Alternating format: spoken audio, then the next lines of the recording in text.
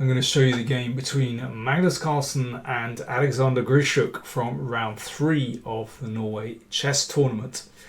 Remember, if you want to subscribe to the channel, then do click on the button below, and if you want to support the channel, then do check out the links to PayPal and patreon.com in the links below or up there. Your choice. Right, here we go. Carlsen Grischuk. Carlsen with white. Now, when he plays d4, generally you think he's going to play main lines, and that's what we got today. And playing these main lines means that he's up for it. He's going to use serious preparation.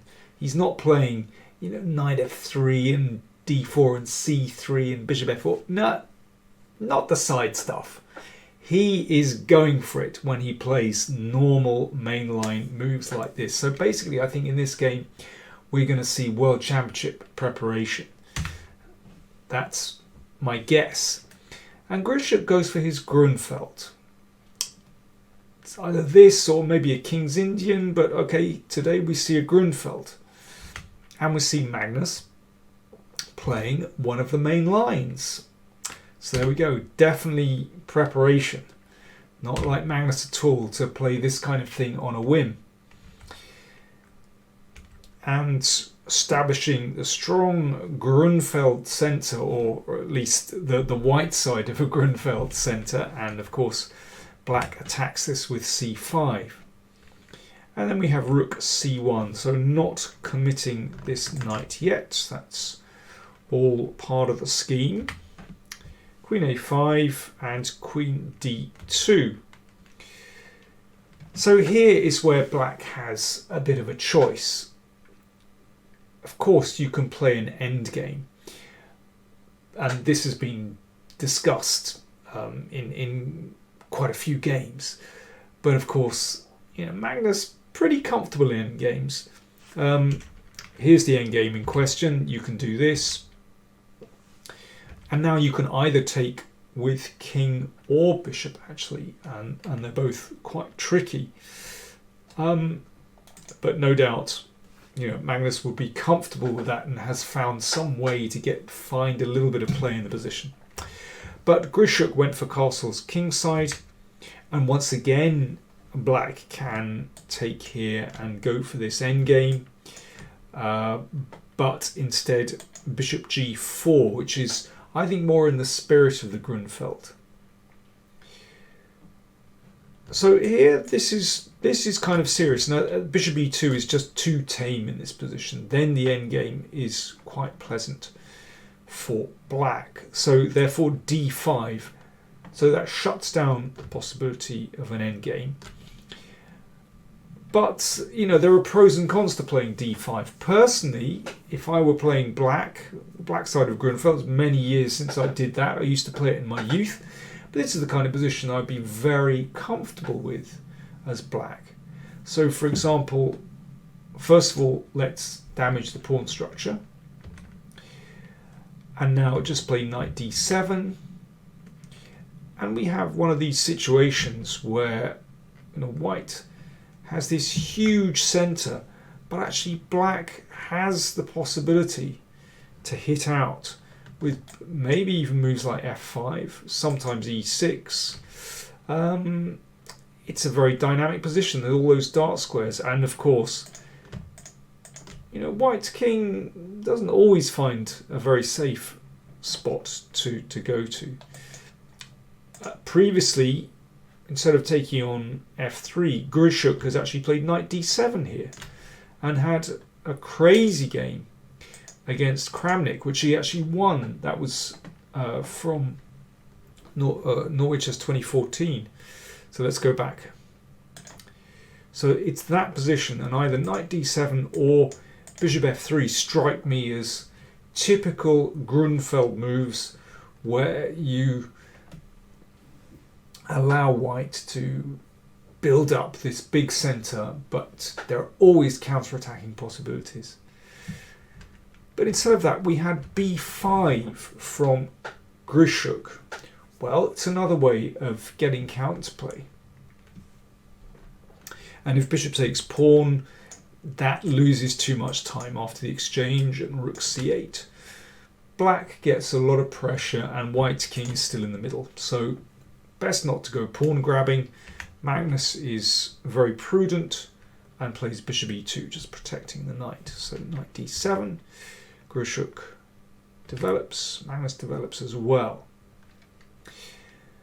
And here was definitely a strange decision from Grischuk. He was already starting to consume quite a lot of time. It spent, well, 4.5 minutes over his next move. And it was a strange move. He took on f3 without being pushed.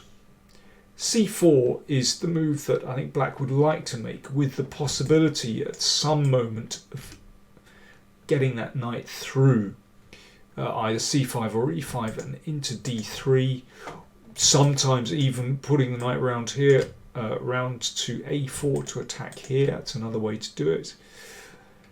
An interesting position. He was apparently worried about knight d4 and this knight potentially hopping into c6, but I think things in this kind of position, then this knight also gets a square here, so it's just very double-edged. But bishop takes knight is a bit of a funny decision, because in this case white's centre is very secure and those bishops are potentially pretty tasty. Here, well, one could toy with the idea of shoving the good old h-pawn up the board. That's not bad, but Carlsen thought for a little bit of time here. That was one of his longest thinks of the game, actually. He thought for 13 minutes over bishop e2.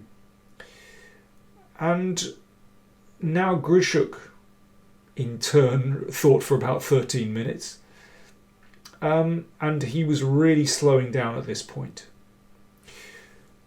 So he played rook fd8. And then f4, that's the idea behind playing bishop e2 to get the f-pawn going. And then knight b6. So that's aimed against e5, of course, because then the d5 pawn will be on Prix. Bishop f3. Incidentally, Grischuk thought for over half an hour on knight b6. Now, that's not very responsible. Bishop f3. So lending these pawns more support and potentially wanting to push forward with e5. Queen a3. That's another 15 minutes gone after queen a3. Now this queen is way across the other side of the board from the king side. Likewise the knight, actually. And as that rook has moved away from f7,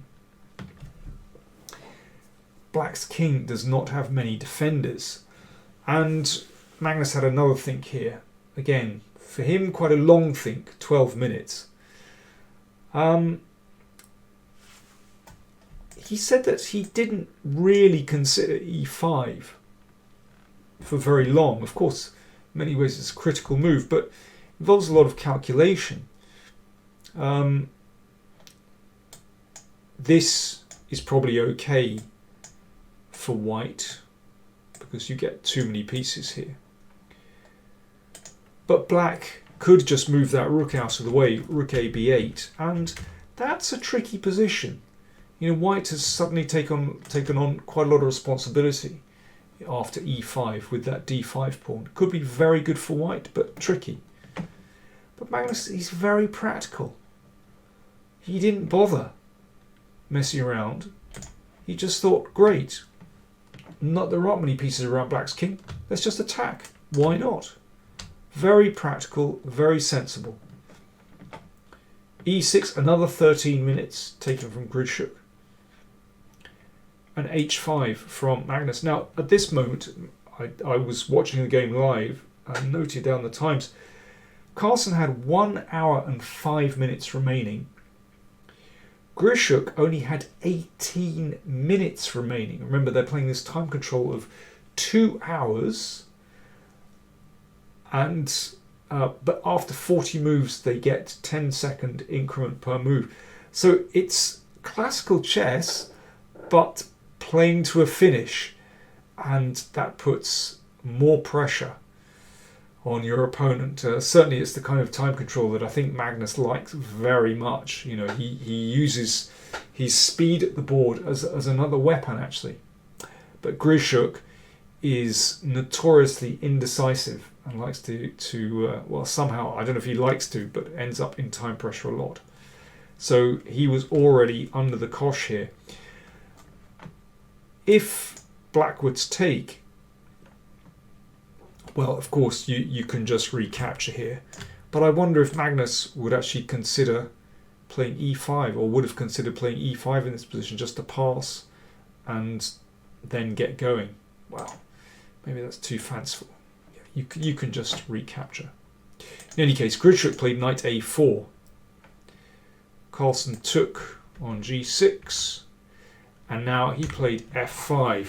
Well, I gave the title for this video, Carlsen's Grünfeld Grand Prix attack. And for me, this is a very typical move from the Sicilian Grand Prix attack, where white plays with e4 and f4 and f5. It's one of the closed Sicilian variations. The only problem with the Grand Prix attack in its pure form is that often white's centre just isn't stable enough to sustain this kingside attack. But this is completely different, because in this case white has this tremendous centre, a tremendous centre pawn supported by the pawn on e4, the bishop on f3, and well, white basically dominates the centre. So in this case, this attack with f5, made even stronger by the advance of the h-pawn, just to soften up black's king position, this is going to be incredibly powerful because there's no counterattack from black through the middle of the board. Grischuk exchanged on f5. Now, if bishop takes pawn here, oh, you could just shuffle across. I think white has a tremendous attack, but actually you could be even more brutal and give up the exchange and prepare bishop d4 and some kind of monstrous attack here, not to mention taking on g6 and getting this one in. It must be winning for white. If you look at black's pieces, they're just way across the other side of the board. White has to be winning. Let's come back. So we've just had an exchange on f5, and we've just looked at bishop takes c3. Instead, Grischuk brought his queen back, trying to bring the troops back to the king side, but bishop f4, a check, and the king went into the corner. And here, well, this is no fun at all. What happens if we bring this knight back? Let's just have a quick look at this. This did not happen, but let's see. d6 cuts off the queen from the king side. And now we take on g6. In fact, the knight looks impressive, but no. Check. And simply rook f3, followed by swinging across the h-file, and it's pretty soon checkmate. Very, very unpleasant. Okay, so this is the game position. King h1 just played. So Grischuk took on f5. d6 again, it's just about making sure that black's queen can't come across very easily. And of course this opens this one up here. Rook b8. Bishop d5. Right. There's something about this game that reminds me a little bit of a game that Carlsen played against Karyakin from, I think it was 2016. It was a similar kind of light squared attack. It came from a kind of a closed, a sort of not an open Sicilian, where Magnus played e4 and with bishop e2 and c3. But there was a similar light square attack basically, and very hard to defend. I mean, this is just completely lost now. There's no doubt about that. And I think, as ever, Carlsen made it look very easy. he was incredibly calm here. So in this position, Grischuk put the knight back on e6. Let's just have a quick look at this variation. This is fun.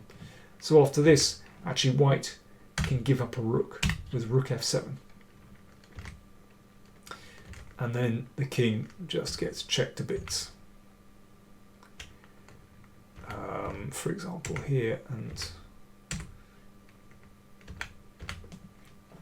mate. Well, there are other variations too. Actually, let's just see this one. This is quite nice. Sorry, not that one. King f7, and in this case, the rook comes in, and another one on the h file. There we go. Rook h5 coming. Okay, back to the game continuation. So bishop g3 just played. So Grischuk blocked with the knight, but the rook just took on f5. We're just going to double on the f file. Grischuk couldn't stand the pawn any longer. Ditched an exchange. It doesn't make any difference to the position at all. Carlsen it is very powerful. He just puts all his pieces on light squares, so out of range of the bishop, and they are all looking at the f7 pawn, and that is just the end of the road, basically. It's very impressive. Rook here, and now queen e4 is a clean kill, threatening queen h7 mate. Can't make room for the king because that is on Prix. So game over here. Grischuk resigned. I mean, he was incredibly short of time, but it's obviously his position has gone as well.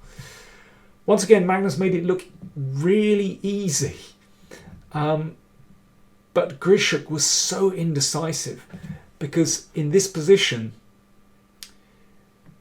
when it came to here, he made life so easy for Magnus. Suddenly he had doubts that his strategy with c4 just wasn't good enough, and he ended up compromising and taking on f3. But he never found a plan that cut across Magnus's plans, and it was an absolutely devastating finish. So with that, Carlsen takes the lead. I think it's a very strange scoring system in Norway chess, but I think Magnus takes the lead, and he bounces back after that slightly dodgy classical game against Aronin in the previous round. Thanks for watching.